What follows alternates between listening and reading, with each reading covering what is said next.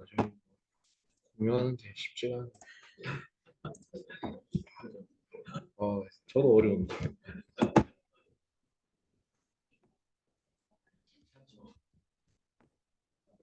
네, 해야죠, 근데. 사무실 제가 오픈한 지 사실 얼마 안 되다 보니까 제가 이게 생생하게 기억나거든요. 그리고 하나하나 이렇게 준비하면서 하다 보니까 음, 기억이 나서 그냥 한번 쑥 볼게요. 나중에 오픈하실 분들 있으니까. 일단 사무실을 먼저 딱 계약하셔야 돼요. 그래서 신규로 하시는 것도 있고, 그다음에 기존에 하던 거 양수받는 경우도 있죠. 저희는 지금 사무실이 3층인데, 사실 3층을 선택했던 거는 주 종목이 재개발이고, 마케팅의 대부분이 온라인으로 하다 보니까, 굳이 이 오가는 로드 손님들에 대한 필요성을 크게 인식을 못 했었어요. 그래서 사실 3층에 있으면서도 뭐 직원들도 많이 있고 네, 영업도 잘 하고 해가지고 계약을 많이 하긴 했는데 요즘에 특히 지금처럼 좀 제 거래가 많이 없을 때 조금 1층에 대한 아쉬움과 미련이 있긴 해요. 그래도 1층에 있으면 오가는 손님들 혹은 내가 뭐 건물을 하나 물고 있으면 그래도 고정적인 그게 좀 있을 텐데 하는 조금 아쉬움이 있어요. 그래서 음, 근데 아무래도 뭐 오피스텔이나 아파트나 상가 1층은 그만큼 이제 자릿수도 비싸고 이제 뭐 월세도 많이 나오고 저희 사무실은 월세 엄청 작거든요. 그리고 대로변에 노출되는데 3층이라서 그런지 좀 괜찮아요. 그래서 되게 금액이 합리적이어가지고 싹 들어갔는데 1층이면은 조금 그런 것들도 있죠. 그리고 이게 뭐 아마 지역마다 조금 다를 텐데 특히 해운대 같은 경우는 그 자체 망 가입비가 되게 비싸요. 그러니까 신규로 사무실 오픈하는 거는 본인 자유인데 그 회원들 안에 가입시켜 주느냐 안 하느냐 그게 자리를 딱 한정 지어 놓고 그 가입비를 받거든요.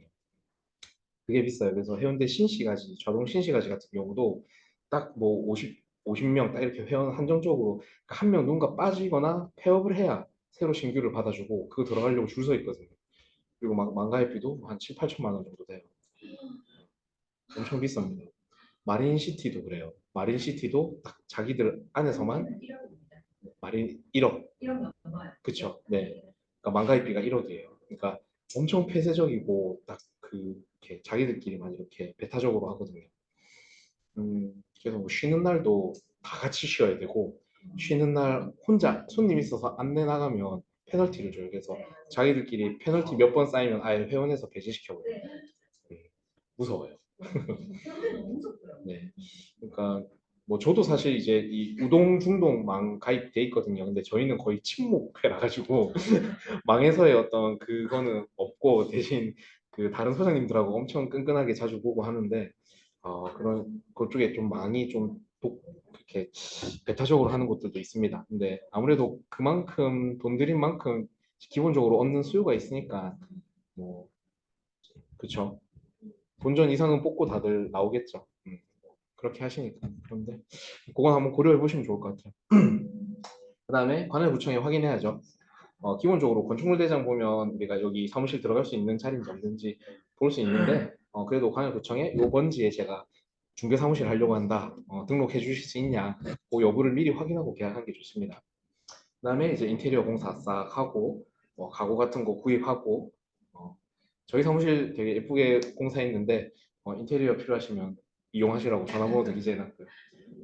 그다음에 통신 사무용품 간판을 제작하려니까 전화번호가 나와야 되더라고요. 그래서 통신을 좀 빨리 설치해야 됩니다. 그래서 인터넷하고 전화 설치하고 해갖고 번호를 빨리 받고 그 번호랑 이제 뭐 사무실 로고 같은 거 만들어 가지고 이제 간판 제작에 같이 넣는 거죠. 그래서 부산에서 하시면은 요 프린터 저희 쓰고 있는데 엄청 프린터도 괜찮고 렌탈비도 좋아가지고 이렇게 이용하시면 되고 그다음에 간판 번호입니다. 요거는 간판 사장님 번호인데 간판 엄청 싸게 또 친절하게 잘해주시고 설치할 때도 많이 배려해 주셔가지고 나중에 혹시 필요하실 때 이용하시면 되고 그다음에 사업자 중개업 등록 이제 하셔서 세무서에 가셔서 처음 할 때는 저도 이제 간이 가세자로 시작했는데 이제 올해 바로 일반 가세자로 넘어갔거든요.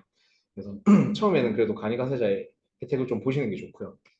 그다음에 관할구청 토지정보 가서 중개업 등록하고 요때 이제 처음 인사 틉니다. 그래갖고 요 담당 실무자하고 인사하고 그다음에 과장님 또 따로 있거든요. 한 번 더 인사하고요. 친한 관계를 유지하는 게 좋고요. 그다음에 공인중개사 협회 정회원 가입하면서 이제 뭐 가입비랑 연회비 내고 그다음에 공제 가입도 이때 같이 합니다. 그러면 뭐 다달이 내는 회비는 얼마 안 해요. 뭐 6천 원 정도 하고 공제는 뭐 20몇만 원 했던 것 같아요. 그러면 1년치 뭐 1억 원 기본적으로 개인 보장해 주니까 하면 좋고요. 그다음에 이제 저는 이제 한방망을 쓰는데 한방 통해 가지고 계약서 작성 폼도 다 제공이 되고 그다음에 그 안에서도 이제 한방 가입되어 있는 소장님들끼리 물건 공유되거든요. 그래서 이렇게 또 공동 중개할 수 있고요. 아까 말씀드렸던 뭐 지역 중개망이 그겁니다. 해운대 쪽이랑 이제 마린시티도 그렇고 아마 지역별로 알게 모르게 이런 다 내부망들이 있을 거예요. 그래서 요거 가입하는 데는 그런 것들 좀 비교해 보시면 됩니다. 그리고 나중에 저희 은행 하셔서 중개사무실 오픈하시면 보통 이제 개인 사업자고 간이가세로 시작하시니까 그냥 개인 계좌랑 섞어서 쓰시는 경우도 많은데 웬만하면 이제 사무실 계좌 별도로 만드시고 사무실 카드를 기업 법인카드로 발급받으시면 나중에 회계 처리할 때 엄청 수월합니다. 그래서 이런 것도 그냥 꿀팁. 최근에 저도 하나 새로 만들었거든요. 그래서 계좌 바꾸고 새로 개설하고 그다음에 뭐 기타 비품들 제작 주문하시면 되고 이런 순서대로 진행됐던 것 같아요. 한 공사 기간이 조금 걸려서 그렇지 실제 오픈하는 데는 뭐 빠르면 일주일, 이주일, 네, 2주 안에도 되는데 공사하면서 이제 나머지 제작하고 설치하는 거 조금 보시면 되죠. 그래서 오픈한 거 뭐 그렇게 어렵지 않습니다. 네. 자, 그러면은 이제 또 한번 시작해 보겠습니다. 사이트를 공유하고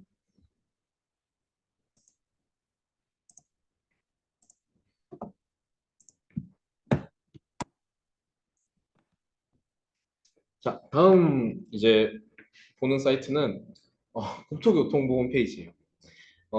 중개업 부동산 관련해서 결국 이제 관장하는 정부 부서가 국토부다 보니까 국토부에서 발표하는 이 개정안들, 뭐 회의 자료들 이런 것들이 결국 되게 좌지우지하는 많아요. 1월 3일에 이제 신년 되면서 얘네가 업무 보고도 했었고 그때 이제 전체 회의를 통해서 결정된 뭐 취득세 완화, 뭐 양도세 완화, 뭐 이제 규제 지역 다 해제하고 뭐 이런 발표들이 대부분 이제 국토교통부 홈페이지에 많이 게시가 됩니다. 그래서 여기 보도 자료를 통해서 내용을 확인하시면 돼요.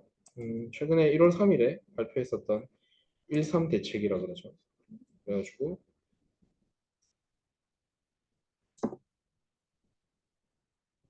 재건축 안전 진단 고지도 나오고 내 집 마련은 더 쉽게 이거였나? 그래서 주요 업무 추진 계획 요런 것들이 뜨거든요. 요런 거를 좀 잘 확인하셔야 돼요. 그래서 뭐 이거 한번 볼까요? 음, 주요 업무 추진 계획.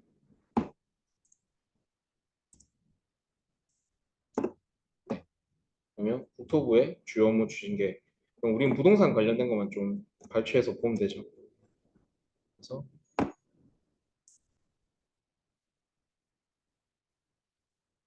뭐 일자리 이렇게 언급이 되고요. 요 페이지였던 것 같아요. 음,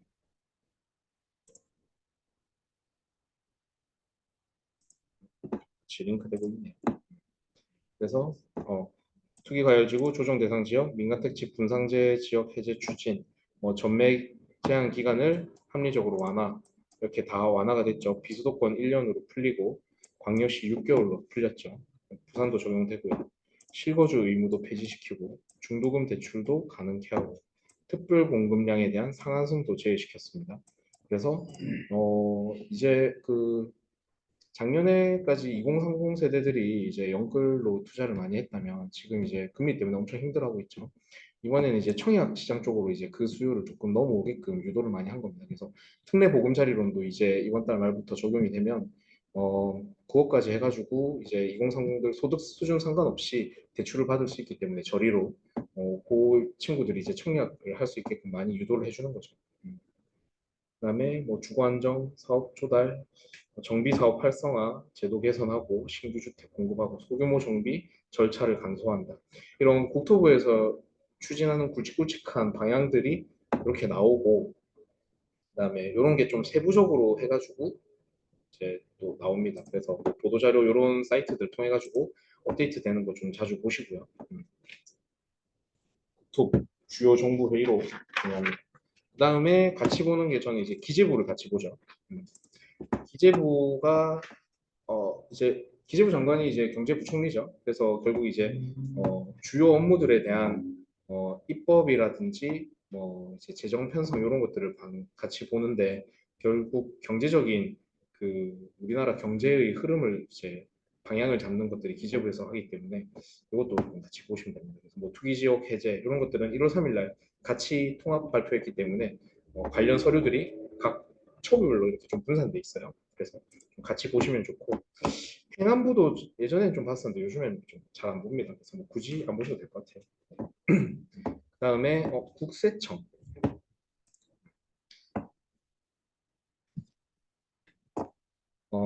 국세청 사이트 생각보다 좀 재밌습니다. 보시면 이 세금이 하도 많이 바뀌니까 사람들이 도대체 뭐 공부하고 나면 또 바뀌고 공부하고 나면 또 바뀌고 이래서 뭐가 지금 맞는 세금인지 너무 혼란스러워 하거든요. 그래서 얘네도 그걸 인지했는지 이렇게 좀 정리를 해줘요. 그래서 뭐 특히 양도세라든지 뭐 증여 상속세라든지 취득세 같은 경우는 좀 심플하니까 특히 양도세가 좀 문제가 많죠. 그리고 케이스별로 워낙 사례가 다양해서 제가 우리 교육과정 마지막 시간에 조금 굵직한 것들은 설명드릴 텐데 이 양도세는 개개인별로 케이스가 너무 다양해요. 그래서 얘네도 그 다양한 케이스별로 좀 정리를 해서 어, 질의응답서를 만들어가지고 케이스별로 이렇게 만들어놨거든요. 뭐 신규 주택에 세입자가 있는 경우에 일시적 2주택 비과세를 받기 위한 전입 기간 언제까지인가요? 어, 그러니까 이런 것들을 케이스가 워낙 다양해요. 그러니까 이게 그냥 기본적인 포맷은 있어요. 뭐 일시적 2주택 비과세 받는 조건은 무엇인가 이렇게 나와 있는데 이 사람이 이제 각 사례별로 특이점들이 다 다르니까 이런 거 한번 읽어보면 와 이런 경우도 있나? 그 다음에 이거는 내 경우랑 비슷한데 이렇게 되게 좀 와닿는 케이스들도 많이 있거든요. 그래서 국세청 사이트에서 이런 것도 좀 같이 보시면 좋습니다.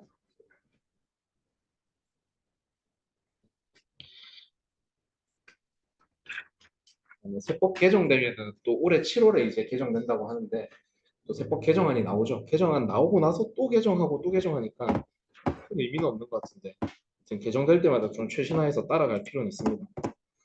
여러분 그 세금이 이건 그냥 번외인데 어, 저는 사실 이제 세금을 필요한 부분만큼만 공부를 했었는데 중개를 할 때도 그렇고 이 세금에 대한 상담이 조금 가미가 되면 어, 엄청 큰 그걸로 돌아옵니다. 같이 이제 제가 거의 이제 파트너로 같이 일했던 친구가 좀 어린 친구인데 세금을 파기 시작했어요. 그래서 본인 단톡방을 운영하면서 1,500명 단톡방을 두 개를 운영하는데 세금 상담을 해주기 시작했습니다. 그러니까 이게 특히 부동산 관련된 세금은 좀 특수 분야라서 일반 세무사들도 모르는 사람들이 많아요. 왜냐하면 일반 세무사들은 그냥 일반적인 뭐 소득세라든지 법인세라든지 이런 걸 다루기 때문에 부동산 관련된 세금만 집중적으로 하는 전문가들이 많지 않거든요.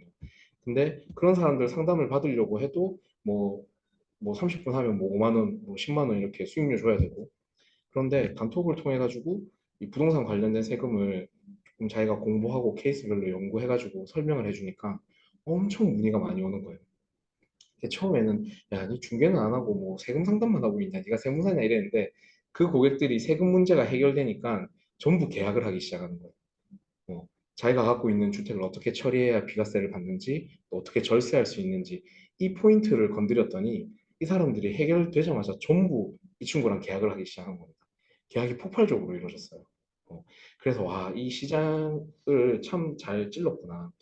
근데 이제 아까도 설명드렸지만 우리 중개사가 확인 설명서에 기재되어 있는 세금 항목은 취득세밖에 없어요. 그래서 취득세 이외 부분을 우리가 굳이 뭐 설명해 줄 의무는 없습니다. 근데 말 그대로 아까 옵션으로 자기가 그걸 좀 공부해서 알고 있다면 되게 큰 무기가 될 수 있는 거죠. 그래서 그 무기를 가지고 엄청난 또 부가 효과를 거둘 수가 있다. 그래서 공부해 보시면 좋을 것 같긴 해요. 그래서 근데 너무 케이스가 많아서 사실 저도 어려운데 틈틈이 공부하려고 합니다. 그 부분은 되게 좋은 포인트인 것 같아요. 그 다음에는 이제 일간지입니다. 또 신문 기사를 통해서 이제 이 부동산 시장이 어떻게 돌아가는지 소식들을 많이 접하는데, 저는 일단 부산에서는 부산일보를 많이 보죠. 우선 뭐 여기 옆에 사이트 요 메뉴 펼치면 경제 해양 분야의 부동산 파트가 있습니다. 그러면 요 이제 부동산 관련된 이슈들이 뜨는데 이것도 오늘 제가 이제 단톡방에 한번 언급을 했죠. 그 재개발 재건축 지금 기존에는 조합이 좀 갑이었고 이제 시공사들을 입맛에 맞는 시공사를 초이스했는데 지금 완전 역전됐습니다. 시공사들이 이제 시공도 안 하려고 하고 분양 성적이 저조하다 보니까 어 조합에서 좀 제발 우리 구역 시공을 맡아달라 이렇게 좀 사정하는 상황이 됐어요. 그래서 과거에는 이제 경쟁 입찰을 많이 했죠. 그래서 수주전이 정말 뭐 불꽃 튀게 막 치열하게 이렇게 수주 경쟁을 했었는데 지금은 그냥 거의 단독 입찰하거나 그냥 뭐 수의 계약으로 바뀌는 경우가 많습니다. 수의 계약하면 사실상 시공사의 입맛에 맞게끔 이제 조합이 조건을 협의를 봐야 되기 때문에 불리한 경우도 있어요. 대신 뭐 개대가 책임지고 시공해 주니까 안전하긴 하죠. 장단점이 있긴 한데 지금은 좀 수의 계약 쪽으로 많이 하는 편이에요. 이게 문제는 이제 뭐 그 시공비 공사비도 계속 증가하고 인건비도 증가하다 보니까 그런 부담을 조합에 많이 떠넘기죠.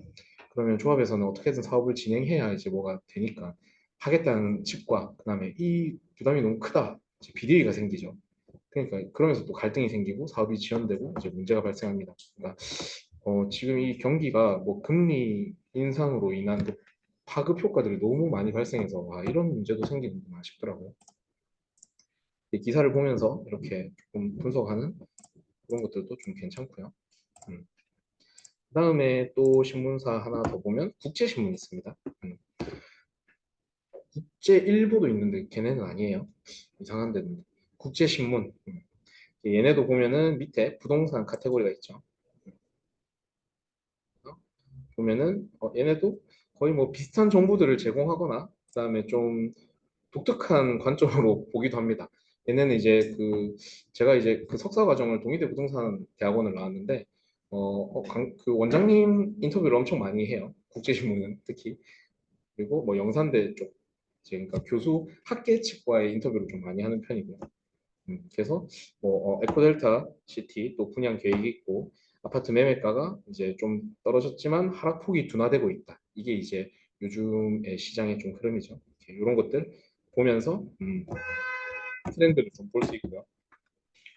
그 다음에 제가 참고한 사이트는 이제 매일경제입니다.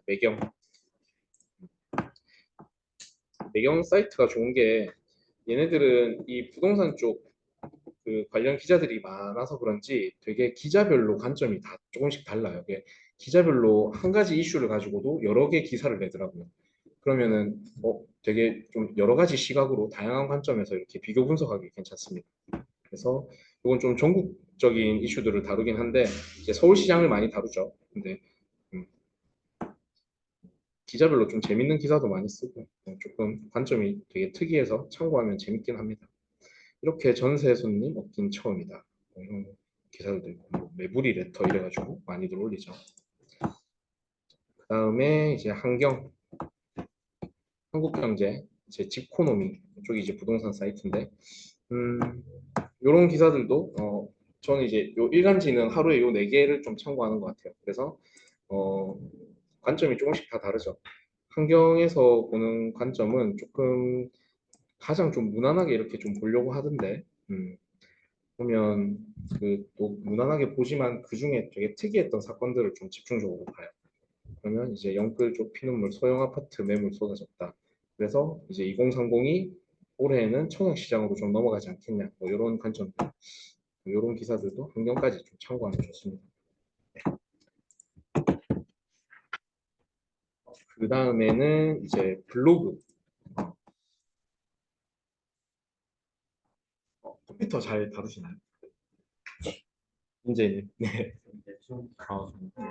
기성님은 컴퓨터 잘 다루시나요? 음, 보니까 우리 이제 비주님께서는 이제 스마트 스토어도 운영하시고 또 컴퓨터를 잘 다루셔서 요즘에는 오프라인 마케팅보다 온라인 마케팅의 비중이 훨씬 커진 것 같아요. 그래서 제가 이제 다음 주 강의할 때는 이제 매도 매수의 이해를 하면서 이제 물건 작업을 어떻게 하고 광고를 어떻게 하는지도 좀 구체적으로 알려드릴 텐데 확실히 좀 온라인 마케팅의 비중이 큽니다.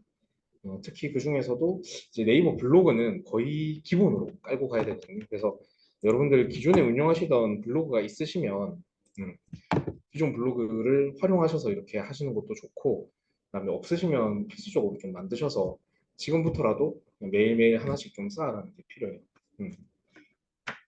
그래서 블로그로 검색들을 많이 하시죠. 그래서 어, 그냥 뭐 예를 들어 뭐 소통력 재개발 뭐 이렇게 치면 뷰 라인에서 이렇게 쭉 뜹니다. 동영상들도 검색되고 뭐 동그라미 공인중개사, 공인중개사 노은지, 참참, 김영, 파워, 캐코 뜨네요. 이렇게 그러니까 검색했을 때 이 첫 페이지 상단에 노출됨으로써 광고 효과를 내는 거죠. 이렇게 사실 이 카테고리들을 모두 점령할 필요가 있습니다. 그래서 동영상으로도 같이 블로그에 동영상을 첨부시켜갖고 동영상에서도 서치돼서 걸리게끔, 그다음 뷰란에도 상단에 노출되게끔, 그다음에 뭐 이미지에서도 같이 검색이 되게끔 하고, 저는 파워링크도 넣어놨죠. 그래서 저희 좀 뜨죠. 네, 이런 식으로 이 가장 많이 활용하는 사이트에 내가 최대한 노출 빈도를 높여가지고 어떻게든 이제 홍보의 매집 효과를 날 수 있게끔 그렇게 만드는 게 중요합니다. 그래서 일단 블로그 같은 경우는 이제 기본적으로 해야 되는 광고 시스템이고요. 뭐 이런 식으로 많이 해요. 표시 광고법이 조금 강화돼서 작년부터 이제 원칙상 인터넷으로 광고하는 것도 개업 공인중개사만 가능하다라고 이렇게 돼 있어요. 그 중개사법 안에서는. 그래서 사실 인터넷 광고를 중개사가 아닌, 그다음에 뭐 이제 자격증이 없으신 보조원들은 원칙상은 할 수 없게 돼 있는데, 이것도 하는 방법이 있습니다. 요령이. 예, 개업공인사 소속되어 있는 사무실에 대표 이름을 걸고 이렇게 하시면 되고, 그 대표의 전화번호가 이제 구청에 등록을 시키면 등록한 번호 개수만큼 다 광고를 올릴 수가 있어요. 그래서 음, 그걸 이제 결국 이거 보니까 신고하는 사람들이 같은 업 하는 사람들이 신고를 많이 하거든요. 왜냐하면 경쟁이고 밥그릇 싸움이다 보니까 조금 일반인들은 별로 신고를 잘 안 해요. 근데 이제 한 번씩 단속하거나 좀 이슈 될 때마다 이제 구청에서도 단속하고 하니까 표시 광고할 때 그런 것들 좀 참고하시면 좋고요. 그래서 뭐 블로그 가지고 이렇게 뭐 광고합니다. 이렇게 쓰고 사진 올리고, 요런 이제 썸네일 디자인을 하거나 이렇게 이미지 만들 때 아무래도 컴퓨터를 좀 잘 다루면 좋죠. 그래서 물건 정보들도 이렇게 좀 게재를 하고, 그다음에 물건 설명도 이렇게 넣습니다. 블로그 만드는 거에 대해서도 한번 설명을 하면 되게 시간이 많이 필요한데, 요거 과제로 제가 내드릴 거예요. 그래서 여러분들 블로그 개설하셔가지고 다음 주 오실 때까지 이게 포스팅 하시는 거 제가 체크할 거거든요. 그래서 요 블로그 광고 확실히 좋다, 효과가 있다. 그래서 이렇게 동영상도 같이 첨부시켜가지고 아까 네이버 검색창에서 다 걸리게끔 이렇게 만들면 좋습니다. 실무 교육도 광고했네요. 자, 그다음에 이런 이미지 만들 때 처음 하시는 분들 조금 뭐 어려워하거나 난감해 하실 수 있어요. 나는 뭐 저런 거 해본 적 없는데 어떻게 만드냐. 그러면 이제 저도 뭐 이런 포스터들, 요새 예쁜 포스터들 많이 만들잖아요. 이런 것들 할 때 저도 미리 캔버스 쓰거든요. 그래서 사이트 이름 해놨는데, 어,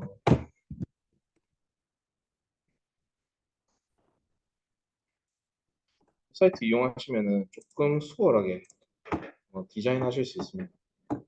내가 폼 양식이라든지 이런 거 다 만들어 놔서 여기서 샘플링 골라가지고 여기에 맞게끔 내가 글자만 편집하거나 사진만 수정하면 되게 포스트 만드는 거 쉬워요. 그래서 처음에 하실 때 막 내가 포토샵을 새로 배워야 되나, 포토샵 학원을 끊어야 되나 그런 부담 갖지 마시고 그냥 편하게 쉽게 이렇게 하시면 됩니다. 이미지 같은 거 다운로드 받으셔도 되고. 그다음에 이 사이트는 이것도 이제 뭐 그냥 꿀팁이죠. 스톡 이미지. 그리고 인터넷 온라인 작업할 때 결국은 고퀄의 예쁜 사진 이런 거 좀 중요하거든요. 저는 이 사이트 좀 많이 활용합니다. 그래서 어, 엄청 예쁘고 고퀄의 이미지들이 있어요. 이게 무료 다운로드 할 수 있는 그 장소가 있고 그 이후에는 유료로도 넘어가는데 좀 필요한 만큼 좀 다운 받으셔서 쓰면 되게 좋아요. 그 이제 블로그도 그렇고 뭐 스마트 스토어도 맞는지 모르겠지만 이게 이미지가 중복된 이미지가 결국 돌거든요. 그러면은 같은 이미지를 같이 쓰면은 같이 품질이 떨어지거나 지수가 떨어지는 경우가 있어요. 그래서 웬만하면 똑같은 이미지더라도 내 도장을 넣는다든지 조금 밝기나 색감을 조정해서 나만의 이미지로 만들어가지고 이렇게 올리는 게 필요해요. 조금이라도 손을 보셔야 돼요. 그래야지 중복 이미지로 안 되거든요. 그럴 때 있어서 조금 나만의 좀 이제 좋은 이미지를 넣으려면 이런 그림들을 좀 찾아서 쓰시면 좋죠. 그다음에 블로그 운영하시면서 음, 요거 블로그 운영하시면서 요것도 한 번씩 보시면 좋습니다. 검색 누락 확인. 이게 이제 내가 블로그 작업해서 올렸는데 처음에는 조금 이제 처음 개설했을 때는 조금 그 효과가 있어요. 그래서 상단에도 노출 많이 되고 이렇게 처음 이제 오픈발 하는 것처럼 이렇게 좀 효과가 있는데 조금 하다 보면은 이게 내 거 검색이 안 되거나 뭐 창을 1번, 2번, 3번, 4번, 5번까지 넘어가도 내게 검색이 안 되는 경우가 있어요. 그럴 때는 혹시 내 블로그가 좀 저품질에 걸려서 서칭이 안 되는 건 아닌가 이런 걸 좀 보셔야 됩니다. 음. 그래서 저도 해당 제 블로그 주소를 본인들의 이제 블로그 주소를 넣고 한 번씩 요거 확인해 주세요. 그러면 정상 정상 정상 다행히 정상인데 이상이 있네.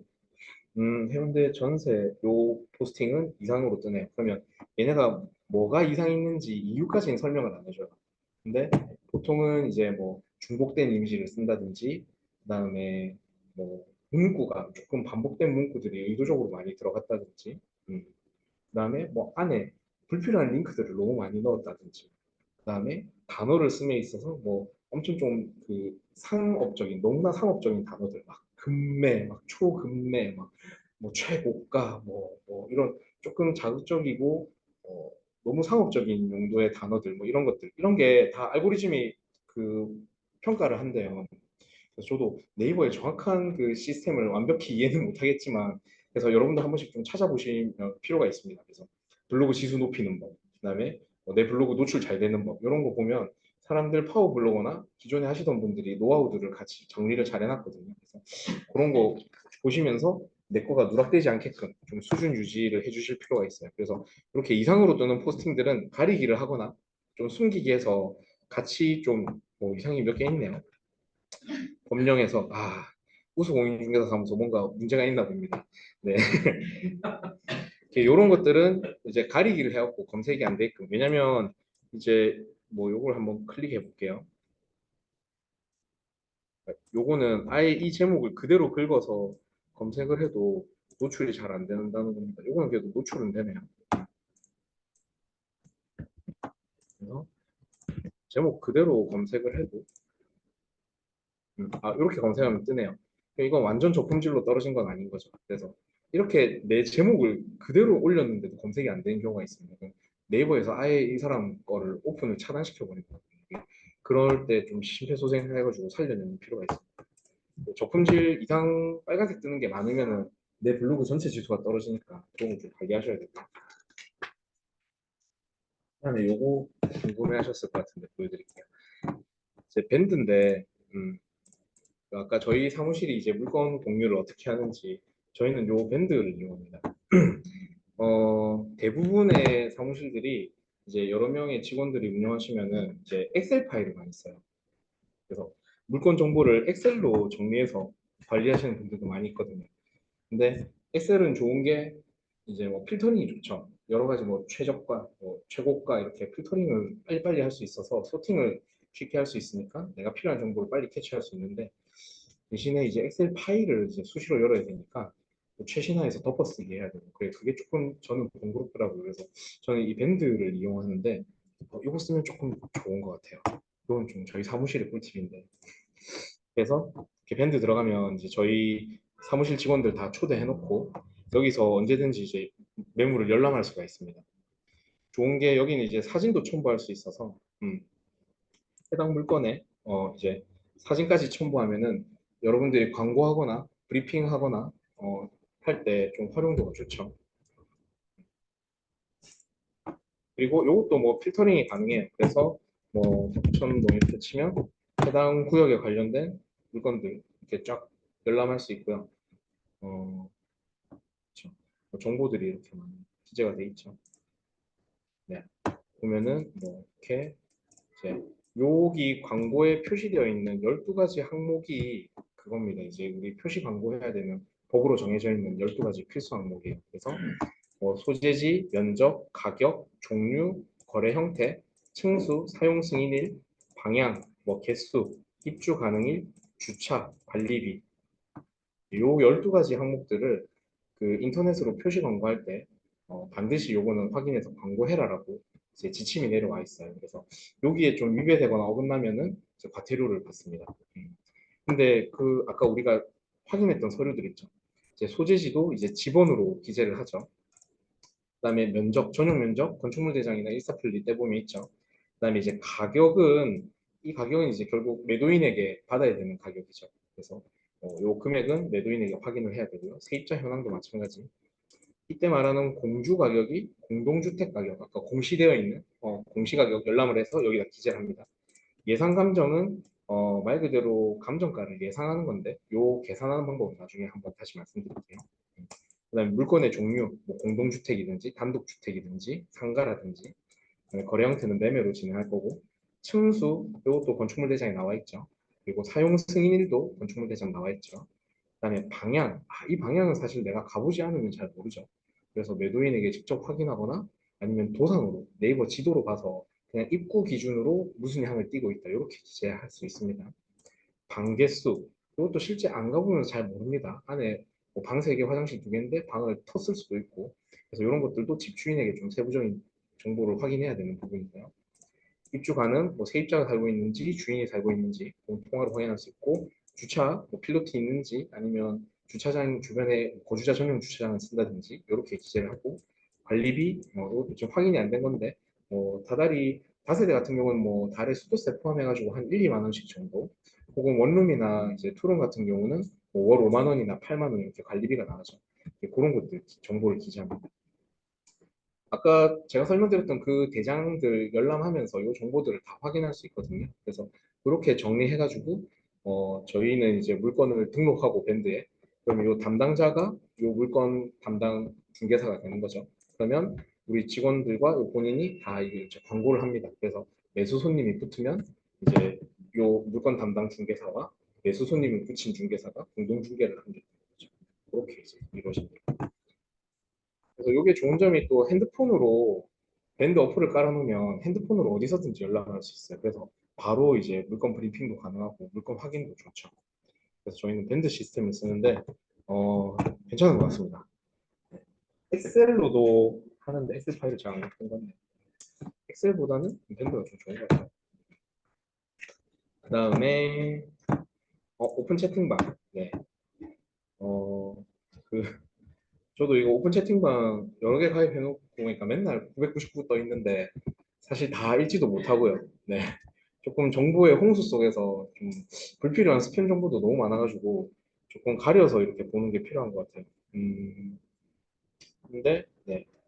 이제 이 오픈 채팅방이 그 내가 가지고 있는 물건을 홍보하는 용으로도 쓰이고 또 아까처럼 우리가 먼저 취득한 정보를 사람들에게 공급하는 역할을 할 수 있습니다. 그래서 꼭 정보를 받는 사람이 아니라 정보를 제공할 수 있는 사람이 되셨으면 좋겠고 그래서 단톡방 요즘에는 이게 제가 처음 시작할 때는 이 단톡방 운영하는 사람들이 몇 명 없었어요. 그래서 되게 좀 희소하고 이게 되게 블루오션이었는데 지금은 이 업 하시는 분들은 거의 다 단톡방 갖고 계시거든요. 그래서 뭐 조금 요건 이제 블로그처럼 베이스로 깔고 가야 되는 거라고 봅니다. 그런 게 있어요. 내가 단톡방 운영하고 내가 광장이잖아요. 그러면 이제 물건도 소개하고 정보도 주는데 사람들이 질문하면 이제 이거 대답을 잘 해줘야 돼요. 내가 모르는 거 막 질문하고 세금 질문하고 이런 게 엄청 힘들거든요. 대신 억지로 공부할 수 있죠. 내가 그래도 내 방에 대한 책임감이 있으니까 억지로 공부하면서 이렇게 할 수 있고 저희 사무실 이제 단톡방도 만들어 봤었는데 이게 여러 명이 또 관리를 하다 보니까 이제 서로 모두가 대답하겠지 이게 좀 떠밀기식으로 돼서 결국은 개인 단톡방 운영하는 게 제일 좋다 그런 결론이 났었습니다. 그다음에 부동산 서브 요거 한번 알려드릴게요. 이제 네이버 부동산에 매물 등록하는 플랫폼이 여러 개가 있습니다. 그래서 부동산 서브 사이트도 있고요.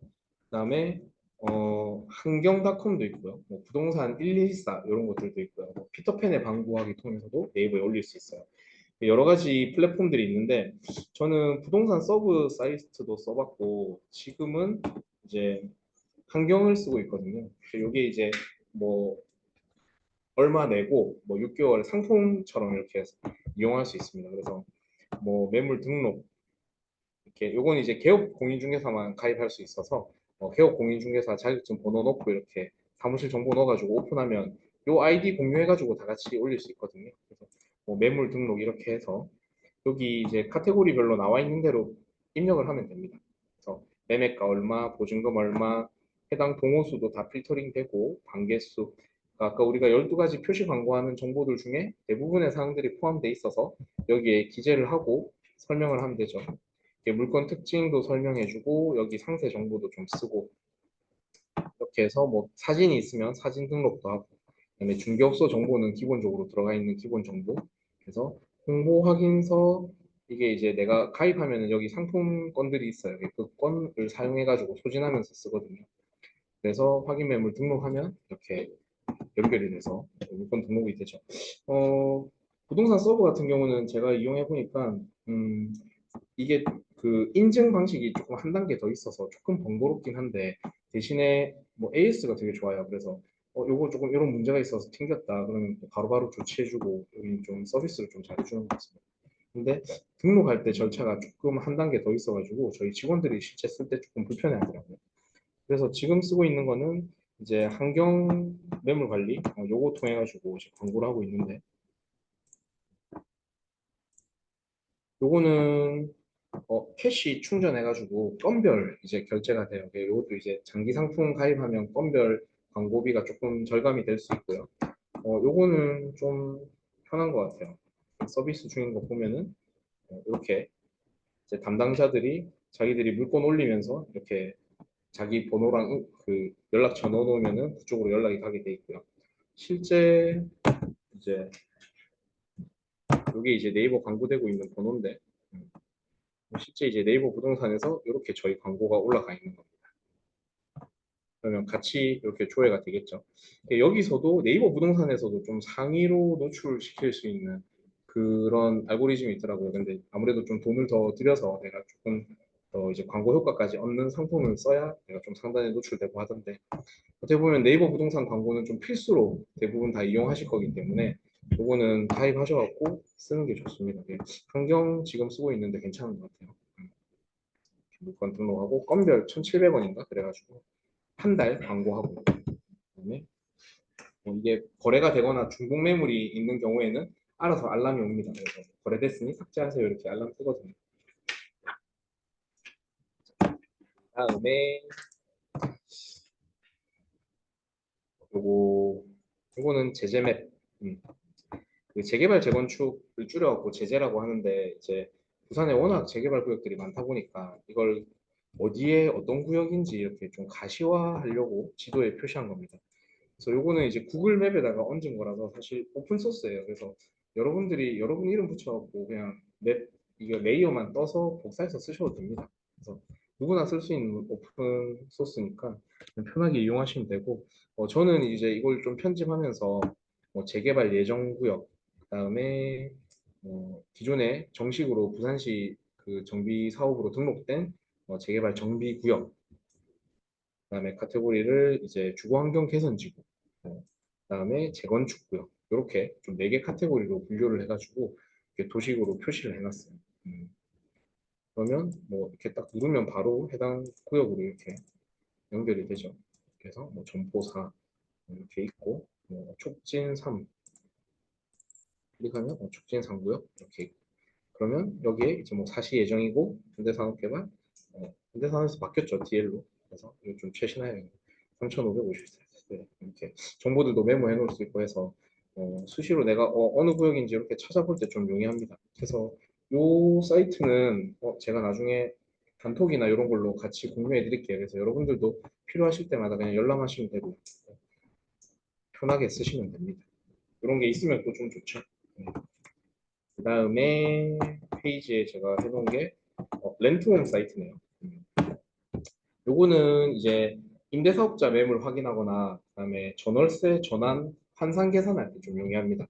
그래서 어, 나중에 임대사업자도 한번 설명을 드릴게요. 지금 임대사업자 혜택을 조금 부활시킨다 그래가지고 정부에서 좀 다시 좀 권장을 하고 있는데 이게 웃깁니다. 예전에 이제 뭐 취득세, 양도세 혜택을 준다 해갖고 많이 가입해라 해서 결국은 좀 공급 물량들을 소진시키고 이게 거래가 안 되니까 그다음에 뭐 전월세 시장을 좀 많이 늘려가지고 물량을 확보하려고 이렇게 했는데 그 이후에 요 앞 정권에서 엄청 많이 규제를 걸었죠. 그래서 혜택들이 다 잘리니까 이걸 할 필요가 없다. 그래서 막 사람들이 이제 끝나기만 기다렸는데 이제 끝나려고 하니까 또 현 정부에서 좀 혜택을 줄 테니까 너희가 좀 움직여줘라. 좀 계속 이러고 있습니다. 그래서 현재 현 정권에서는 그래도 지금 혜택들을 부활시킬 예정이라서 임대사업자를 활용하시는 분들이 조금 늘어날 것 같긴 해요. 그래서 요거 할 때 그 해당 매물이 거래될 때 이게 임대사업자로 등록되어 있는 매물 같은 경우는 이걸 포괄 양도 양수를 한다든지 기간을 채우고 넘기지 않으면 기존에 혜택받았던 것들을 토해내야 됩니다. 그래서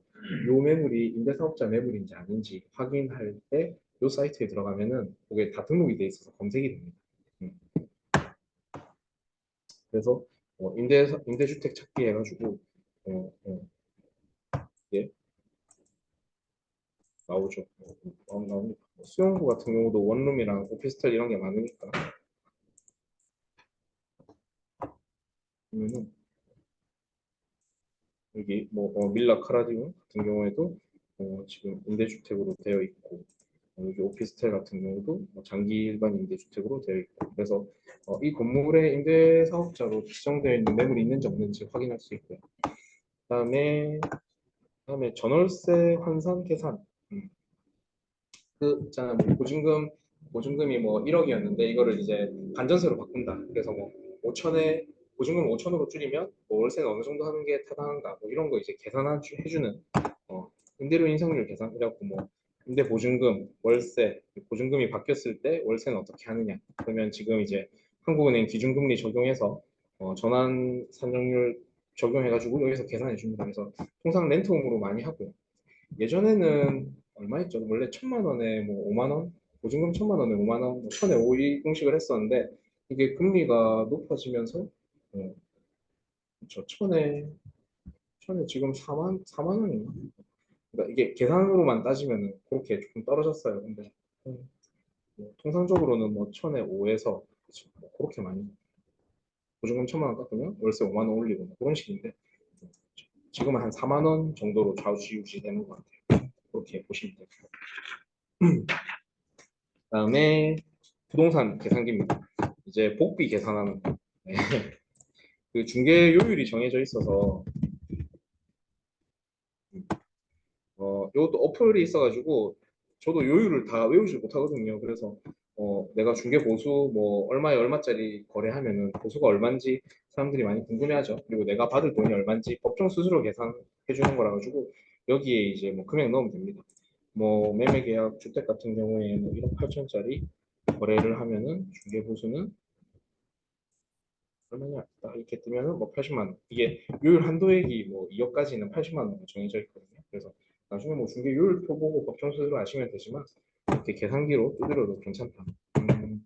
일단 법정 수수료는 얼마인지 알고 계셔야 됩니다. 여러분들 중개하시고 나서 물론 이제 법정 수수료 이상으로 뭐 수고비라든지 컨설팅 비용을 받을 경우들이 많이 있어요. 그래서 그거는 그 별도로 이렇게 운영을 하되 법정이 얼마인지는 알고 계셔야 되죠. 그리고 사실 한방 그 계약서 작성 양식이 들어가면 알아서 금액에 맞춰가지고 수수료 계산을 해줘요. 그래서 확인 설명서에 중개 보수도 기재가 되어 있으니까 그렇게 확인하시면 됩니다. 자, 여기까지. 첫 번째 주제였던 중개를 위한 업무 환경 구성. 제가 거의 매일 확인하고 필수적으로 이용하는 사이트들과 이제 이용하는 방법들을 설명을 드렸던 것 같아요. 음, 사실 뭐 참고하는 사이트들은 좀 더 있는데 그건 이제 딱 필요할 때만 쓰는 거고 적어도 요 정도 사이트들은 여러분들도 컴퓨터에 즐겨찾기 해놓으시고 여기 저도 이제 자주 가는 사이트들 위에다가 다 즐겨찾기 해놨잖아요. 그래서 필요할 때 바로바로 원클릭으로 들어가서 빨리빨리 접속하니까 요 사이트들은 같이 좀 보시면 좋을 것 같아요. 그리고 저는 딱 아침에 출근하면 이렇게 공시사항, 고시공고, 그다음에 심의 결과 확인하고, 그다음에 각 분석 자료들 새로 뜬 거 없는지 확인하고, 그다음에 국토부, 기재부 가서 새로 발표된 거 없는지 확인하고, 이제 일간지 확인해서 최신 기사들 확인하고, 그렇게 아침에 한 30분에서 길면 1시간 정도 시장 확인한 다음에 이제 업무 시작하거든요. 그래서 그런 습관을 여러분들도 좀 들이시면 굉장히 좀 좋을 것 같습니다. 자, 두 번째 주제 바로 그냥 넘어갈게요. 어,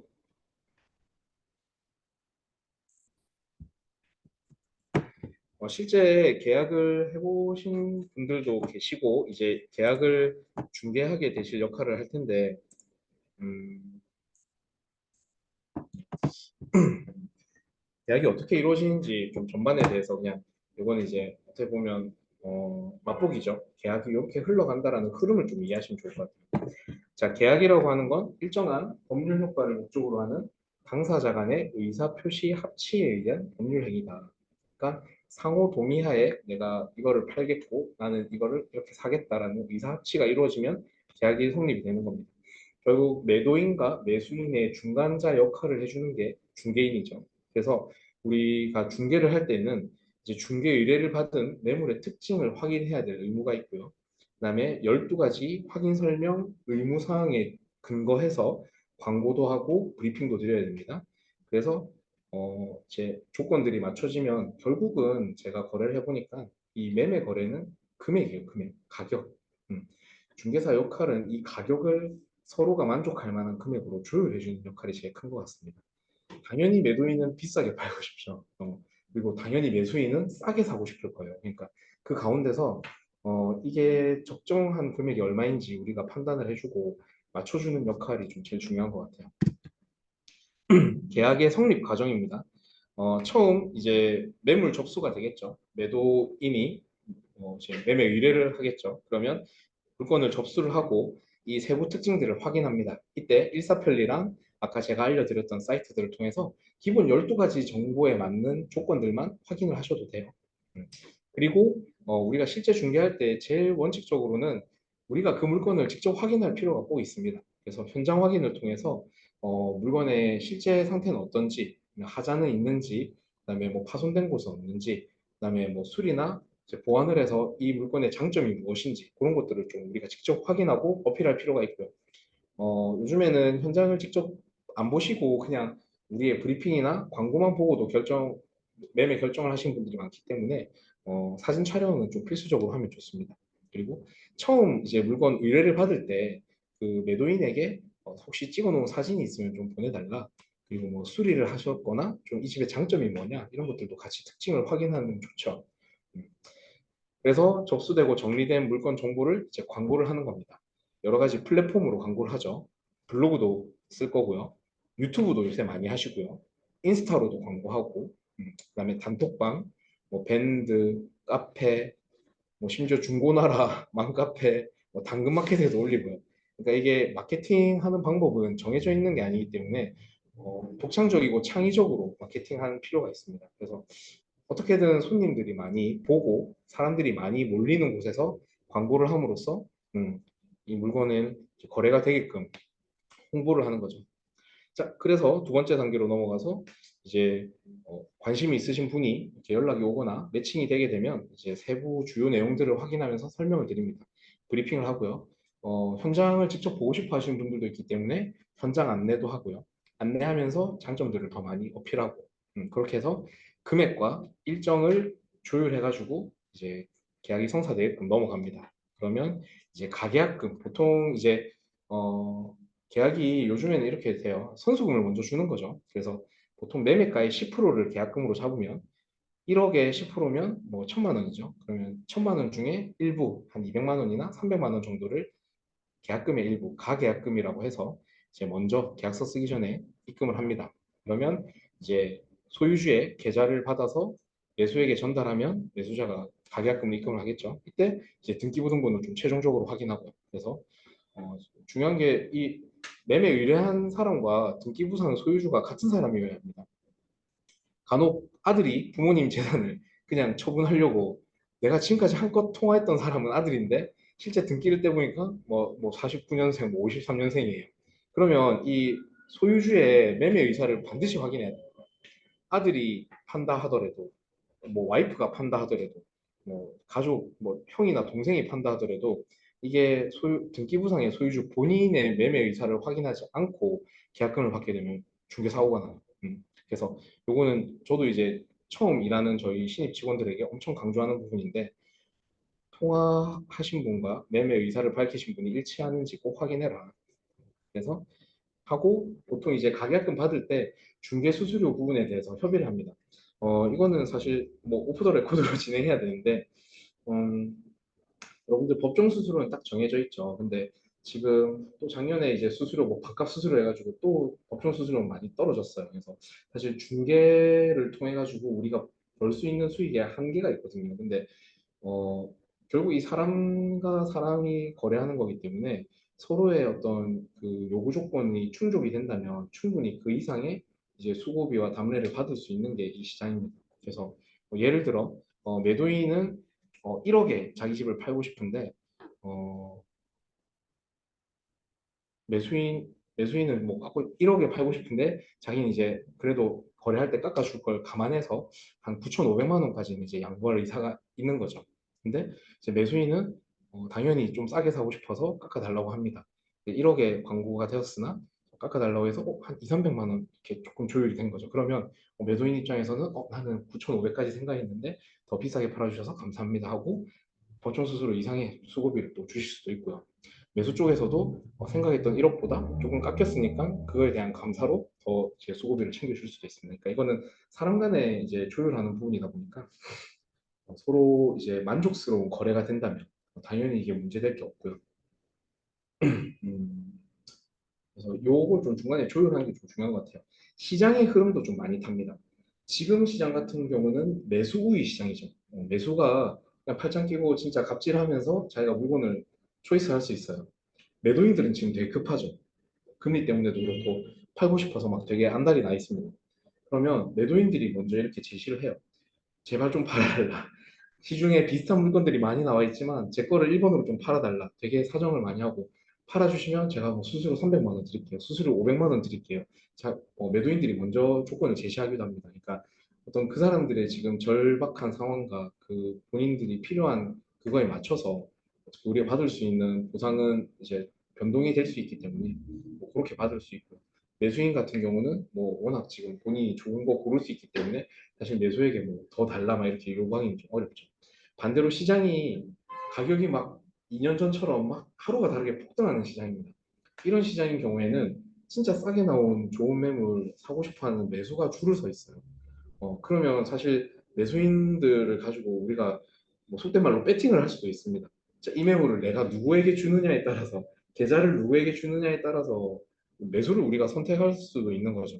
이런 경우에는 사실 매수인들이 줄 서서 이렇게 얘기합니다. 소장님 좋은 물건 주시면은 제가 수고비 더 많이 챙겨드릴게요. 저 먼저 주세요. 급매물 저 주세요. 이렇게 그러니까 이 시장의 흐름에 따라서 사실 이렇게 완전 이제 그 역할이 완전 바뀔 수가 있거든요. 그러니까 저희는 사실 중개하는 입장이니까 기본은 법정 수수료를 이렇게 하지만 그래서 그 상황에 맞게끔 만족스러운 거래가 우리가 이루어진다면은 충분히 그 이상의 수익도 벌 수 있다.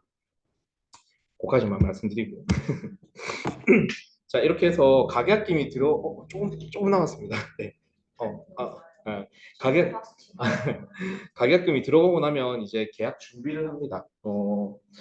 이제 계약 날 가계약금은 이제 말 그대로 선수금 개념이기 때문에 사실 가계약 이게 아직 이게 좀 명확하진 않아요. 이게 왜냐하면 판례에서도 이게 조금 문제가 돼서 많이 나오거든요.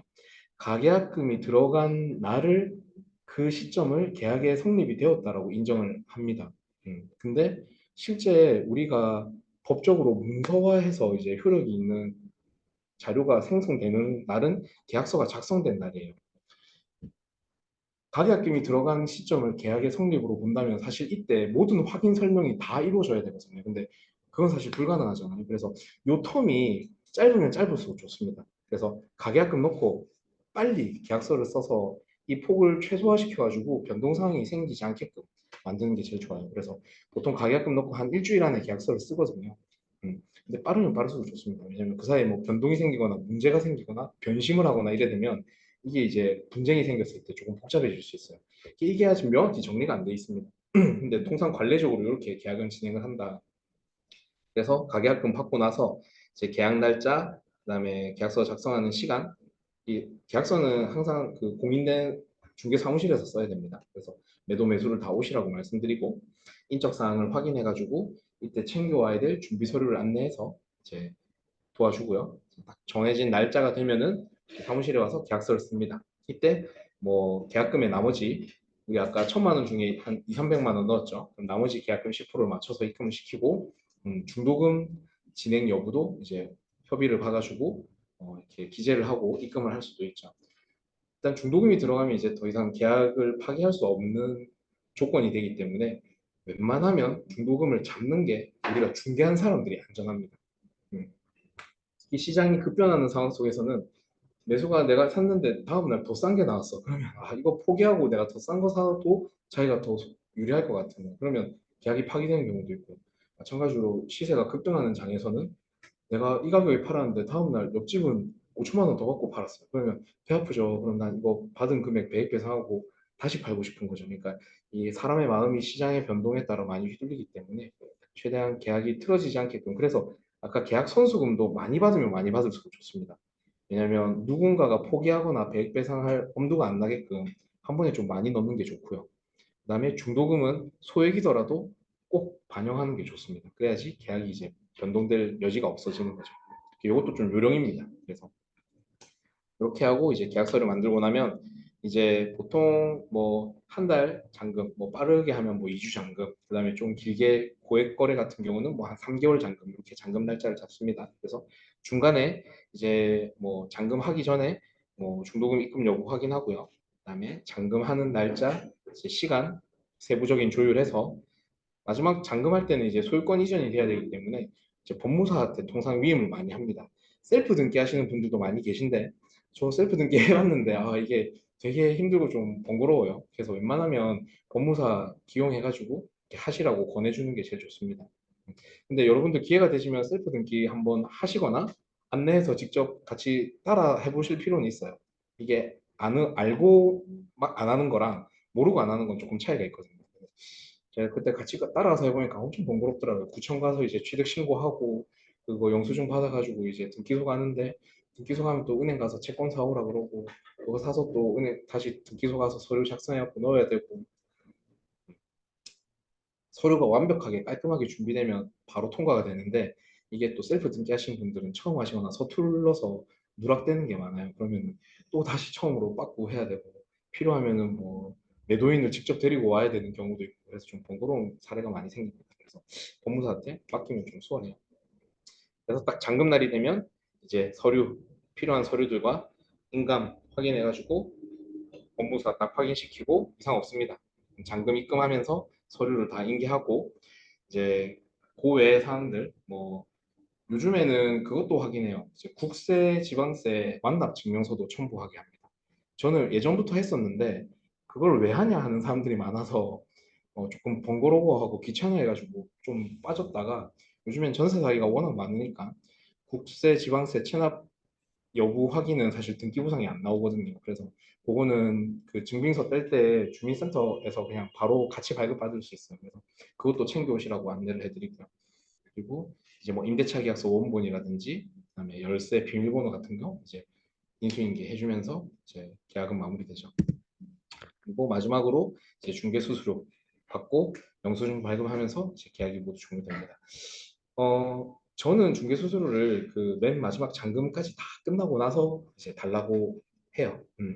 근데 원칙상으로는 계약이 성립되었을 때 중개 보수를 요구할 수 있거든요. 그래서 계약서 작성할 때 중개 보수를 받는 분들도 계십니다. 근데 사람 마음이 내가 손님이더라도 내가 이 매매 계약이 잔금까지 다 안 끝났는데 선뜻 수수료 먼저 주기가 좀 그렇더라고요. 그래서 저는 그냥 끝까지 책임지고 이상 없이 마무리 시켜드리고 마지막에 수수료 받자 이런 마인드로 접근하거든요. 근데 까탈스러운 분들이나 좀 복잡한 계약은 아싸리 처음에 받으면 좀 속편하기도 합니다.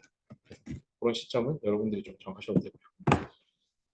네, 여기까지 해가지고 오늘 준비한 설명과 강의는 끝났습니다. 음, 똑같은 내용을 제가 자료로 만들어 드려서 보시면서 좀 궁금하시거나 의문이 있으신 것들은 말씀해 주시면 돼요. 네, 편하게 질문해 주시면 됩니다. 고민 좀 많이 했어요. 네, 궁금하신 거 편하게. 앞으로도 뭘뭐 이렇게 뭐 어떤 식으로 어떤 걸 듣고 싶다든지 나는 그렇죠. 이런 부분을 더 많이 궁금해요. 제가 이 두 번째 시간에 설명드린 것 중에 이제 계약의 성립을 설명드렸었는데, 음,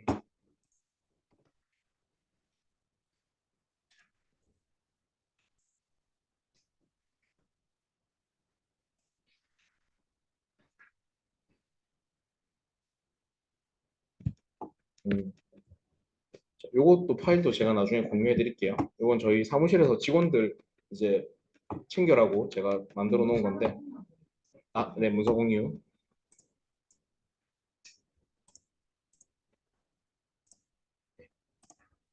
어, 네. 사실 매매 계약할 때, 계약서 작성할 때랑 이제 잔금할 때 좀 챙겨야 되는 서류가 조금 다릅니다. 그래서 이건 아직 우리가 잔금할 때를 제가 설명을 안 드려서 나중에 설명드릴까 했는데 그냥 먼저 한번 설명드릴게요. 계약할 때는 좀 심플해요. 계약할 때는 매도인, 매수인 모두 그냥 신분증, 도장 챙겨오시면 됩니다. 그리고 매도 쪽에 임대차가 있다면 임대차 계약서 사본 챙겨오시라고 합니다. 뭐 간단합니다. 계약서 쓸 때는 사실 서류가 많이 필요 없어요. 근데 이제 법인 같은 경우는 요 5개가 좀 필수 세트거든요. 그러니까 여러분들 그 이제 법인이 뭔지 좀 잘 모르시는 분들도 계실 텐데 이게 개인 명의로 부동산을 사고 팔고 하다 보니까 명의가 세금에 많이 걸려요. 보유 주택수에도 계속 카운팅되고. 그래서 최근에는 이제 개인이 자기랑 똑같은 법인 인격체를 하나 만들어 가지고 이 법인으로 부동산을 사고 팔고 많이 투자를 많이 하셨습니다. 그래서 이 법인이 사람하고 똑같다고 보면 돼요. 그냥 본인이 세운 회사인데 이제 뭐 엄청 거창한 회사, 뭐 기업 이런 게 아니고 그냥 단순 부동산 투자를 위해 만든 1인 법인이에요. 그래서 이 법인을 가지고 부동산을 사고 팔고 많이 하죠. 법인에 좀 세금적인 혜택들이 많이 있습니다. 뭐 팔 때 내가 오늘 사고 내일 팔더라도 양도세가 뭐 이렇게 구간이 차이가 나는 게 아니고 1년치 이제 수익과 지출의 상계 처리해가지고 나온 법인세에서 가만히 되고 그다음에 뭐 주택 양도할 때는 별도의 이제 주택 양도에 따른 세금이 20% 정도 더 부과가 됩니다. 그래서 법인으로 뭐 단기에 사고 팔더라도 이제 세금적인 면에서 워낙 개인보다 지금은 개인이 1년 안에 팔면 70% 양도세 내거든요. 그리고 지방세까지 하면 77% 양도세. 근데 법인은 맥스로 해도 30%가 안 되기 때문에 뭐 그런 세금적인 면에서 좀 유리해서 법인으로 사고 팔고 많이 하시고요. 그러면서 법인 투자자들을 여러분들도 앞으로 많이 상대하게 될 겁니다. 그러면 이제 법인 관련해서는 요 5가지 서류가 좀 기본 필수 세트로 확인을 하시면 돼요. 법인 사업자 등록증, 법인 등기부 등본, 법인 인감증명서, 그 인감증명서에 찍혀 있는 인감도장, 그리고 대표이사 신분증. 그래서 요거는 그냥 세트로 묶음이라고 보시면 되니까 이렇게 챙기라고 하시면 됩니다. 그다음에 계약을 할 때 웬만하면 당사자들 본인이 참석하는 게 제일 좋은데 당사자들이 참석 못할 때는 제 위임장을 받아서 대리인이 어, 올 경우에 관련 서류들을 좀 챙겨라고 합니다. 그러면 똑같아요. 그냥 요 본인의 서류에다가 이제 이 본인이 직접 못 오기 때문에 본인의 인감증명서를 첨부하라고 합니다. 그리고 대리인의 신분증 도장. 네. 이렇게 해서 대리로 하는 사람들은 대리로 진행하면 되고요. 보통은 요즘에는 이제 대리인이 오실 경우에는 그냥 대리인을 이제 받으면 되는데 그냥 부동산에 위임하는 경우도 있어요. 그러면 부동산에 위임한다라고 위임장을 써서 관련 서류도 똑같이 받아가지고 당사자 없이도 계약을 진행하면 됩니다. 근데 그 중개사법에 보면 거래할 때 쌍방 대리는 금지하게 돼 있어요. 이 말이 무슨 말이냐? 매도인도 부동산에 위임하고 매수인도 부동산에 위임한다 하면 안 된다는 겁니다. 그러면 양쪽에 위임받은 이 사람이 장난을 칠 수 있기 때문에 그래서 항상 위임자는 그 위임 대상자는 대리인은 다른 사람이어야 돼요. 양쪽이 다 위임을 할 수는 있지만 뭐 매도가 저한테 위임했으면 매수 위임자는 다른 사람으로 해가지고 꼭 참석시키게 해야 된다. 분리시켜야 된다. 잔금 때는 조금 이제 챙겨야 될 서류들이 좀 많아요. 그래서 요거는 나중에 잔금 때 한번 설명을 드릴 텐데 지금 그냥 간단하게 설명드리면 우리나라는 그 재산을 매각할 때 요 인감증명서에 관련 매도인 인감증명서가 따로 있습니다. 그래서 자동차를 팔 때는 자동차 인감증명서가 있고 부동산을 팔 때는 부동산 인감증명서가 있어요. 그래서 거기에 매수인의 인적사항이 들어가게 돼 있고 그 인적사항이 도로명 주소 그걸로 등본상에 기재되어 있는 주소와 일치하게끔 이렇게 넣게 되어 있습니다. 그다음에 주민등록 초본 이거는 매도인의 이제 히스토리가 담겨 있는 서류죠. 그래서 이것도 변동사항 포함해서 세부로 출력해가지고 첨부해야 되고요. 그다음에 인감도장 권리를 양도양수할 때는 무조건 인감도장이 있어야 됩니다. 그래서 이 계약서 쓸 때는 그냥 도장으로 그냥 계약서에는 어떤 도장을 찍어도 상관없어요. 근데 인감도장은 반드시 이게 이제 소유권 이전할 때 인감도장이 매도인 건 꼭 들어가야 됩니다. 그리고 등기필증, 집문서인데 요즘엔 보안 코드 스티커로 돼 있어요. 그래서 그 보안 코드만 사진 찍어서 받으면 그것도 동일하게 효력을 발생합니다. 그다음에 국세지방세 완납 증명서, 임대차 계약서 원본 이제 잔금 때는 받아야 되고요. 그다음에 공과금 정산 영수증 받고 그다음에 계약서 원본은 사실 필요는 없지만 첨부하라 하고 이렇게 서류 챙기죠. 법인도 똑같습니다.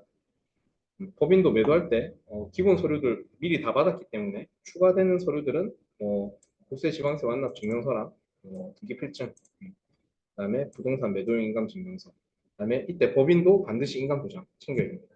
법인 같은 경우는 사용 인감계라 그래서 이게 법인의 모든 권리를 담고 있는 인감 도장은 함부로 쓸 수 없다. 그래서 내가 막 쓸 수 있는 사용 인감 도장을 만들어서 쓰신 분도 계신데 착각하시는 게 이게 그 계약서에는 사용 인감 도장 찍어도 상관없어요. 근데 이게 소유권 이전할 때는 반드시 인감 증명서에 날인되어 있는 인감 도장이 있어야 됩니다. 꼭 안내를 해주셔야 됩니다. 네, 법인은 요 계정별 원장이라고 해서 법인은 그 법인 통장에 입출금되는 돈의 내역이 명확해야 돼요. 그래서 매도인의 이제 계약금이 몇 월 며칠에 얼마 들어왔고 중도금이 몇 월 며칠에 얼마 들어왔고 잔금이 몇 월 며칠에 얼마 들어왔다. 요게 한 장에 그냥 특별한 양식은 없습니다. 그래서 계정별 원장인데 요 거래건과 관련된 금액이 어떻게 들락날락 했는지 확인하게 돼 있거든요. 그래서 이것도 만들어서 원래 첨부하는 게 맞는데 잘 모르거나 귀찮아 하시죠. 그래서 보통 법무사들이 그냥 알아서 만들어요. 매수인은 잔금할 때 주민등록 등본이 필요합니다. 이제 매수인의 인적사항과 현 주소지가 나와 있는 등본이 필요하고요. 가족관계 증명서도 필요해요. 이건 뭐냐면 이제 취득하는 사람은 구청에 취득 신고를 해야 되거든요. 그래서 취득 신고하는 그 취득세과 공무원이 이 사람의 세대원 전원의 보유 재산을 확인합니다. 그래서 몇 주택 세대인가를 확인해요.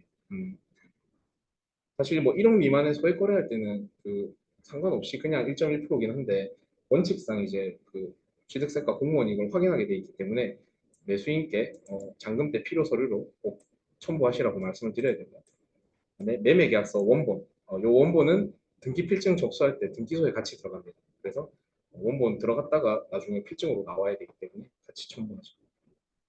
이렇게 요 서류들이 필요해요. 나중에 요건 잔금 때 제가 소유권 이전 설명드릴 때 한 번 더 설명을 드릴게요. 그렇습니다. 시간이 벌써 5시 45분. 수업 너무 알차게 해주셨는데 뭐 특별히 궁금하신 거나 또 추가적인 질문 없으세요? 너무 몰랐어요. 그러면은 뭐 저희 단톡방 만들어 주세요. 그래가지고 네 같이 계속 소통하고 궁금한 건 언제든지 말씀해 주시고 제가 요거는 이제 과제로 내드리려고 합니다. 오늘 컴퓨터 안 가져오신 분들도 계시니까 요 책에 설명되어 있는 사이트들 다 찾으셔서 즐겨찾기 하시고 회원가입 하셔야 되는 사이트들이 있거든요. 그거는 다 회원가입을 해놓으세요. 그래서 언제든지 로그인할 수 있게끔 해주시고 어, 제가 오늘은 그냥 샘플로 주소 하나 만들어 가지고 이렇게 설명드렸는데 여러분들 그 이제 음, 본인 살고 계신 집 본인 자산에 대해서 어, 한번 직접 서류 발급해 보세요. 지금 살고 계신 집 등기부등본 떼보시고 건축물 대장, 토지 대장, 공동주택 가격 뭐 아니면 주택 공시 가격 다 확인해 보시고 토지 이용 계획 월남원 다 확인해 보시고 그래서 본인 집에 대한 세부 정보를 보시면은 와 우리 집이 이랬구나 우리 집의 히스토리가 이랬구나 이제 잘 안 찾아보시거든요 보통 근데 한번 보시면 좋습니다 그래서 그렇게 보시고 제가 매일매일 확인하는 그런 사이트들 여러분들도 좀 습관화 해가지고 매일매일 아침에 뭐 일어나셔서 볼일 보시고 나서 컴퓨터 잡으실 때 그 사이트를 한 번씩 들어가서 시장 확인하시는 거를 조금 이제 습관 들이시면 좋을 것 같아요. 그리고 두 번째는 이제 블로그 개설. 블로그 다 있으신가요? 갖고 계세요? 아, 갖고 계시구나. 그러면 그 블로그 계속 잘 활용하고 계신가요? 아니시죠? 스마트 수사 하시니까 블로그 블로그 지금 최근에 아 최근에 다시 시작하셨고요. 좋네요. 블로그 만들었다 안 쓰시고 그거 다시 살리셔서 이제 쓰셔도 됩니다. 그리고 블로그 그러니까 이 이제 베이스로 깔고 우리가 가야 되거든요. 그래서 어 제가 드린 명함이랑 요 그 자료 뒷장에도 제 블로그 주소 있어요. 그래서 이웃 추가해 주시고요. 여러분들 만드셔가지고 서로 이웃 하면 서이추 한다 그러는데 서로 이웃 추가하셔가지고 제가 그러면 이웃 신청해 주시면 여러분들 매일매일 제 올리시는 포스팅들 같이 이렇게 제가 보고 좀 코칭해 드리고 코칭해 드리고 할게요. 지금은 뭐 당장 뭐 물건 광고를 하거나 이런 게 아니니까 블로그 지수를 좀 하나씩 쌓을 필요가 있습니다. 이게 이 블로그의 파급력이 어마어마하거든요. 그래서 실제 파워블로그들은 하루에 뭐 몇만 명이 들어오기도 해요. 그럼 내가 하나 올린 광고가 몇만 명이 동시에 보고 그중에 당연히 계약이 되겠죠. 그래서 이걸 쌓으려면 매일매일 꾸준히 이렇게 일기 쓰듯이 블로그를 관리하셔야 돼요. 그래서 뭐 물건 광고만 하실 필요도 없고 일상 포스팅, 뭐 맛집 포스팅, 그다음에 뭐 뉴스 기사나 내가 책 읽은 거 일기 쓰듯이 이렇게 편하게 하루에 짧게라도 블로그 쓰시면서 좀 관리하시면 좋습니다. 그렇게 하시면 좋을 것 같아요. 다음 시간에는 네, 요거는 이제 저 관련된 정보들이 있으니까 QR로 바로 들어오셔도 되고요. 단톡방 들어오셔도 되고요. 자, 다음 시간에는 이제 매도와 매수의 이해. 오늘은 사실 사이트들 제가 소개해드리느라고 조금 지루한 거 똑같은 거 반복인 것도 있는데 다음 주엔 이제 좀 실무적으로 우리가 매도인을 어떻게 컨트롤해가지고 물건을 받고 또 시중에 물건들을 어떻게 우리 걸로 만드는지 그런 요령들 또 반대로 매수한테 우리가 어떻게 좀 설명을 하고 매수를 이렇게 탁 우리 사람으로 낚아채서 이렇게 설득시킬 수 있는지 그런 것들을 조금 팁을 가르쳐 드리도록 하겠습니다. 네, 여기까지. 네. 오늘 강의 마치도록 하겠습니다. 수고하셨습니다. 아니 그 전에 왜 제가 그 네. 유족분한테 왜 자꾸 아, 예. 그 이유가 말씀 아, 예. 완전 차원이 다른 거예요. 아, 좀 도움이 되십니까? 도움이 되세요? 아, 전 사실 이걸 저희 직원들한테는 이제 들어올 때마다 하니까 당연한 건데 이제 처음 이제 직원이 아니신 다른 외부인들께는 처음 설명드리는 거라서. 만약에 이제 가격분이 다른 상태에서 네. 계약이 파기가 되잖아요. 네네. 그럼 법적으로 이제 중개 수수료를 그게 그러니까 이게 판례에 보면 가계약금이 들어갔을 때부터 계약의 효력이 발생한다고 판례에 나와 있는데 그럼 당연히 우리도 중개 수수료를 요구할 수 있죠. 근데 주려고 하겠습니까? 안 줘요. 원칙은 주는 거잖아요. 원칙은 줘야 돼요. 원칙은 계약이 주는 거예요. 법적으로 성립됐기 때문에 요구할 수는 있는데 그러니까 이게 애매합니다. 그렇게 되면 이제 뭐가 걸리냐면 우리가 이제 왜 중개 수수료 안 주냐? 정당하게 수수료를 달라. 우리 소송 걸겠다 이러면 너희 확인 설명 누락된 거 없이 전부 다 했어 이렇게 나오는 거죠. 그렇죠. 그러면 사실 가계약금 전화로 이렇게 막 주고받고 하는 사이에 우리가 제대로 된 계약서로 설명을 못했기 때문에 그러니까 그 상황에서 사실 중개 수수료 받기 어려워요. 대신 예, 대신 그러니까 법적으로 따지고 들면 우리가 불리한 게 많아요. 그래서 이제 가격분 넣었을 때 네. 문자가 있잖아요. 네네. 계약에 준하는 내용이 다 맞습니다. 됐잖아요. 그래서 거의 누락 없이 다 보낸 경우에는 요구할 수 있는데 실제 계약이 파기되게 되면 누군가 이제 뭐라 해야 되나 이게 불만이 있거나 이 계약이 만족을 못 한다는 거죠. 그러면 결국 그 사람한테 뭔가 받아내려면 싸워야 돼요. 그게 어렵다는 거죠. 그래서 보통은 어떻게 하냐면은 그러면 누군가는 이제 누군가 손해를 봤으면 누군가는 이득을 보죠. 그 이득 받은 쪽에서 저희 수고비를 좀 챙겨달라고 요구합니다. 그러니까 뭐 가계약금을 500 넣었는데 가계약금을 포기하고 계약을 파기했다. 그러면 500을 꽁으로 받은 매도인에게 저희 수고비 그래도 이 계약 성사를 위해서 노력했으니까 법정 수수료는 아니더라도 조금 챙겨 주십시오 하고 이렇게 수고비를 받거나 만약에 매도가 100 배상을 했다. 그럼 매수 입장에서는 이제 두 배의 돈이 생겼으니까 그 100배상 받은 거에서 저희 좀 챙겨달라 이렇게 얘기를 해서 좀 좋게 협의를 보죠. 근데 이걸 법적으로 우리가 정당히 받을 수 있는데 왜 안 주십니까? 이렇게 싸우기 시작하면 서로의 이제 허점들을 공격하기 시작하죠. 그럼 중개한 우리가 불리한 점이 많아요. 이게 확인 설명서로 정확하게 설명이 안 됐기 때문에 그게 조금 그렇습니다. 나중에 그 여기 플랜 B에서 계약서 작성하고 있잖아요. 네네네. 있었을 때 어, 어떤 식으로 하는지 네. 그걸 이제 좀 지우고 네. 샘플을 좀 네. 제가 가져올게요. 안 그래도 오늘도 보여드릴까 하다가, 제가 나중에 이제 오늘은 사실 그냥 프리뷰라서 이제 필요한 환경 구성이 주 내용이다 보니까 이제 실제 계약서 작성하는 거 제가 꼼꼼하게 좀 설명드릴게요. 음. 이제 부동산 형태마다 좀 다르니까 네. 맞습니다. 그리고 사실 부동산은 그 소장들끼리는 그래요. 특약이 재산이다 그래요. 그러니까 이게 저는 사실 대표님을 이제 중개사와 투자자로 만났었는데 이게 이제 결국 우리 중개사들이 부동산 소장들이 어떻게 하는지 이 영업 비밀을 여러분들이 다 까발려 드릴 거거든요. 근데 이제 이렇게 되면 조금 이제 뭐 민망한 경우도 생기긴 합니다. 결국은 이 특약이 어떻게 들어가야 되냐면 우리가 보호받아야 돼요. 중개한 우리가 보호받아야 돼요. 음. 그래서 이 특약을 엄청 꼼꼼하고 좀 안전하게 써야 됩니다. 그리고 우리가 마음만 먹으면 누구 편을 들어주는 건 정말 일도 아니에요. 특약상에 문구는 어렵지만 이게 결국 해석해보면 아 이건 매도에게 유리한 거구나. 이걸 해석해보면 아 이건 매수한테 완전 유리한 건데 이렇게 쓸 수가 있어요. 그래서 최대한 중립을 지켜서 이제 계약서를 작성하되 그렇죠. 내가 마음에 드는 사람 편 들어주는 건 일도 아닙니다. 그리고 무슨 문제가 생겼을 때 우리가 빠져나갈 수 있는 그 조항들을 다 만들어서 넣어야 돼요. 그러니까 그게 이제 재산인 거죠. 그게 없을 경우에 분쟁이 생기면 그대로 얻어맞게 되고 처음에는 내 손님이지만 무슨 문제가 생기면 전부 공격하는 건 중개한 사람 공격이에요. 항상 좀 뭔가 이제 피해의식이 있어요. 그래서 뭐 그렇게 막 살갑게 하다가도 소장님 감사합니다 감사합니다 하고 나서도 뭔가 자기 조금 손해보거나 문제 생기면 그때 소장님이 설명 안 했지 않아요 막 이래요. 그때 소장님이 잘못 중개한 거 아니에요 막 이래요.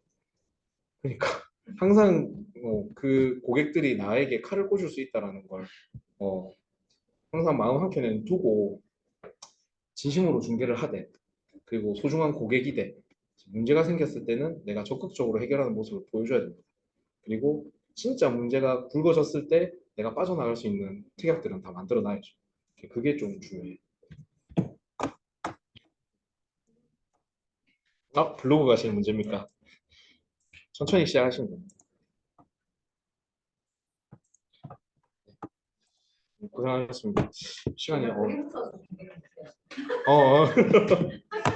네, 책임하는 거 싫어가지고